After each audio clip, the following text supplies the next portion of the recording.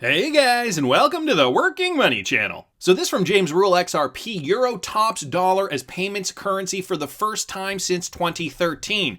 Guys, the USD has seen some setbacks over the last few months. Of course, the Fed is printing it like there's no tomorrow. And is this having an impact on the US dollar's position of power on the global stage? Well, the euro has the most used currency for global payments last month, the first time it has outpaced the dollar since February 2013.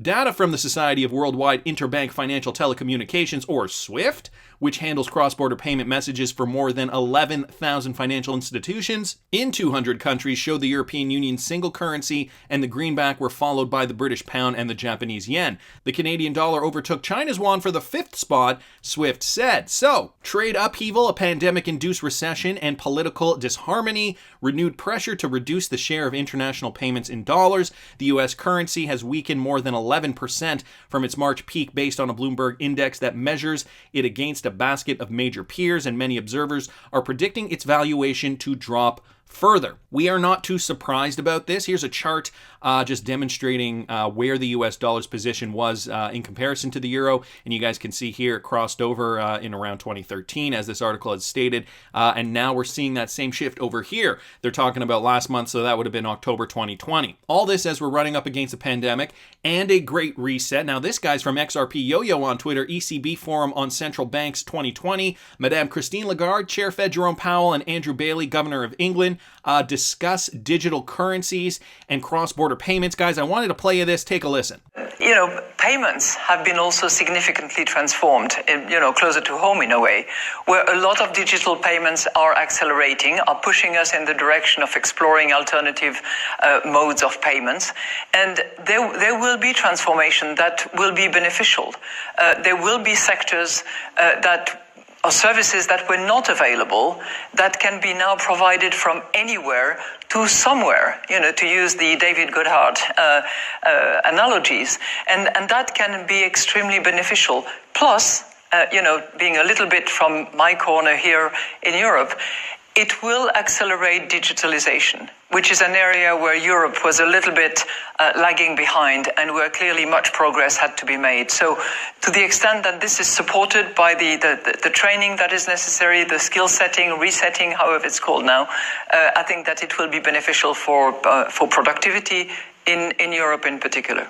Just going to stop it there for a sec. Skill setting, resetting, as Christine Lagarde clearly stated. Resetting what? She talks about digital payments. She talks about how this is going to push digitization, especially in Europe. And this is also going to change the way businesses conduct business. Let me continue with this clip. If I could come back in there, really, it's really please, interesting. yes. So just to reinforce what Christina said, we've had certainly a story of low productivity growth for 10 years now. And that is part of the story about low interest rates, structurally low interest rates. So I don't want to lessen the challenge of transition, but I really reinforce what Christine has just said, that there are opportunities here. And it's interesting if you look at productivity across sectors, because retailing is actually one of the sectors that in recent years has had stronger productivity growth, where we've seen structural change. So Christine's right, I think, to sort of point to opportunities as well. So this is Andrew Bailey, Governor of the Bank of England. Low productivity growth because of structurally low interest rates. And of course, this fact that the economy is likely pushed to change because of the predicament we're in. I'm going to leave it there for you guys. I will link this tweet in the description if you want to listen to the rest of the clip there. Now, these guys are talking about businesses changing and digitization, enabling businesses to see potential that they may not have seen before. I wanted to bring this up, guys, from XRPCRYPTOWOLF. Airbnb said their future success will depend on the ability to adapt to emerging technologies such as new authentication tech, artificial intelligence, virtual and augmented reality, cloud technologies. Now get this, guys, tokenization, DLT, blockchain, and cryptocurrency. Now, we would have thought Airbnb, right? They're at the forefront of, technology. They are basically an online company. You go online, you book your Airbnb, you go to your location, everything's kind of automated, right? Well, even companies like this are going to see a change, and they are specifically mentioning tokenization,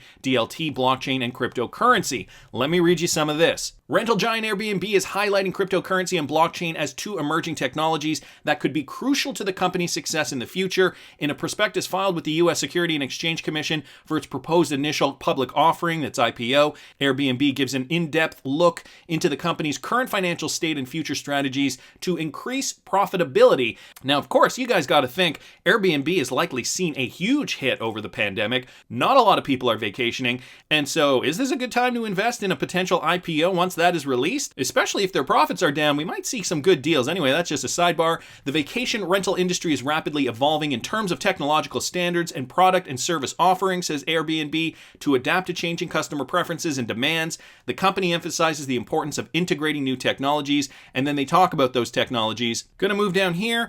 Global travel restrictions that were implemented in the past 9 months to mitigate the spread of the beer flu pandemic has adversely impacted the company's business operations and financial condition. In early 2020, as the beer flu disrupted travel across the world, Airbnb's business declined significantly, but within 2 months, our business model started to rebound, even with limited international travel, demonstrating its resilience. So far in 2020, Airbnb has registered $17.9 billion in bookings, a drop of 39% from 2019.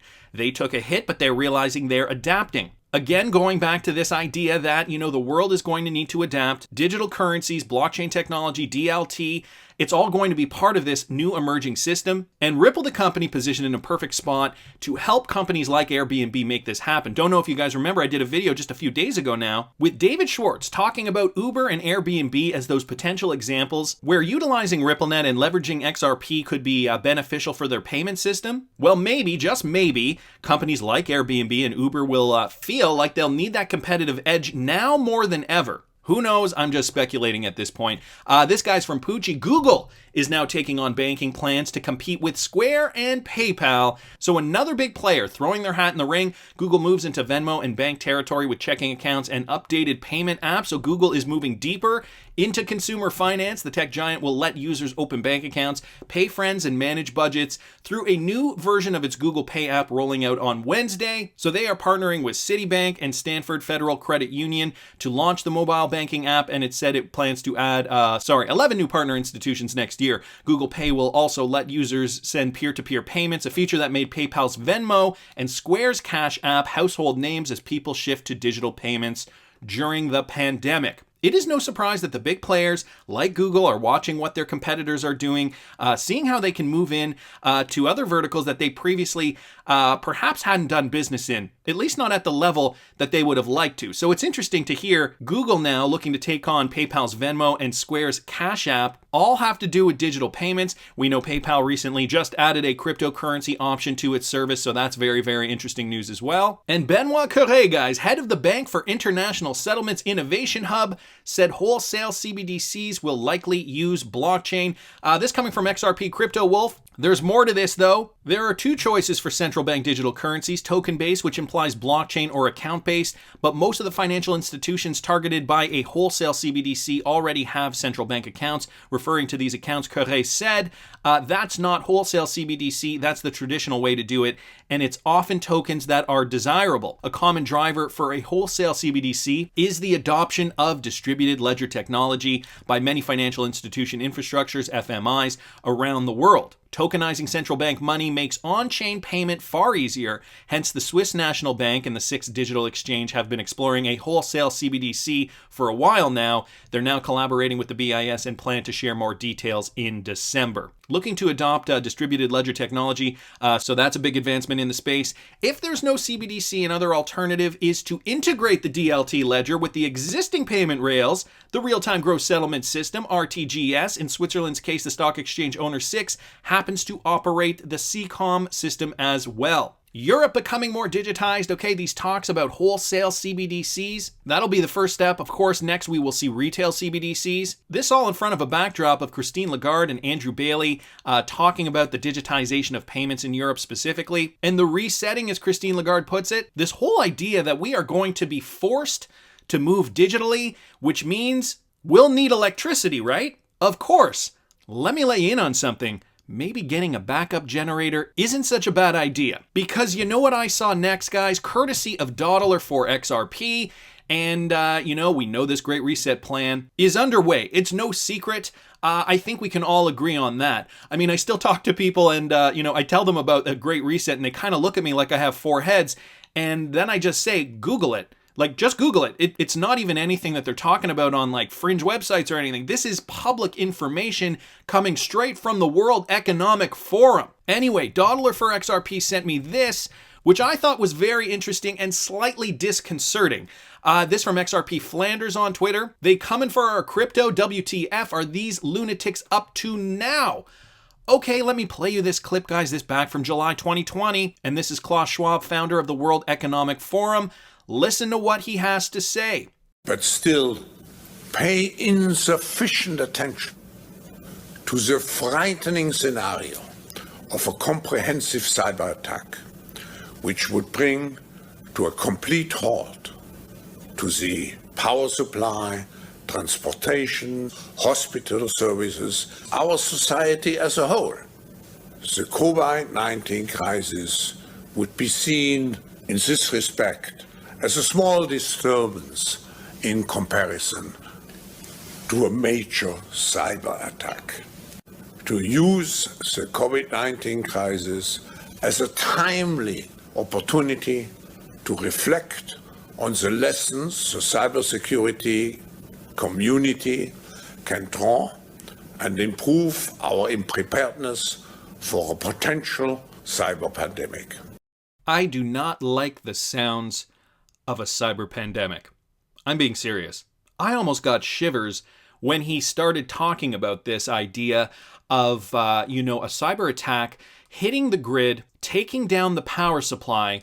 This, in my opinion, would actually make the pandemic seem like a blip on the radar if we were indeed faced with what Klaus Schwab is suggesting, or maybe predicting, dare I say, a cyber pandemic that would not only cut us off from our cryptocurrencies, would cut us off from all our money, especially if the world is going digital, right? These are the same guys that are pushing a digital economy. Now you get everybody on digital and you cut their power. What do the masses have left? Let me reiterate, maybe not a bad time to get a backup power generator or two. Is this part of a bigger plan to squeeze the masses until they have to surrender? Of course, Klaus Schwab is saying this is a for instance, but if it does happen, guys, would you be really surprised? We'll definitely go back to this clip and have some wild ideas about what the heck is going on behind closed doors. Our cryptocurrency is safe for now, but this is one of those big things that we really take for granted. The power supply. We will not have access to our money, let alone many other things, if the power supply is indeed taken down. So let me know what you guys think. How much of this do you think is a for instance,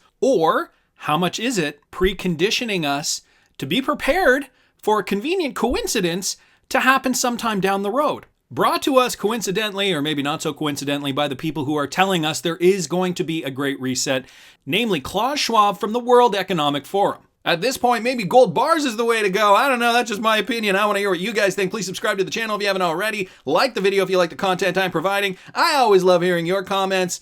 See you in the next one, guys.